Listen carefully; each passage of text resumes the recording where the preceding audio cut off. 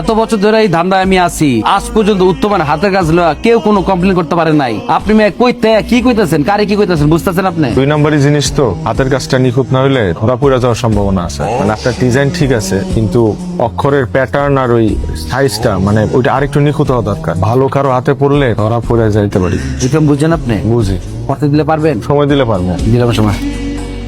এই জাদুর শহরে টিকা থাকতে হইলে টাকা লাগে, আর টাকা কামাইতে লাগে চাকরি। যে করেই হোক এই শহরে আমার টিকা থাকা লাগবেই। এটা মোটামুটি বানাইছি, আগের চাইতে একটু ভালো না? কত টাকা বেতন হলে পোষাইব? ভাই আমরা তো 2 জন মানুষ, আমি আর আমার স্ত্রী, আমাকে 20,000 টাকা হইলেই হয়ে যাবে। 30 দেবো। 30,000 টাকা আমার কি করতে হবে ভাই?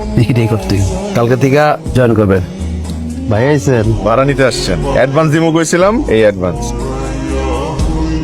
চাকরিটা আমি পাইয়া গেছি বউ, এখন আর কেউ আটকাইতে পারবে না। সংসারটা আমি কোনোভাবে সামলাই নিতে পারবো।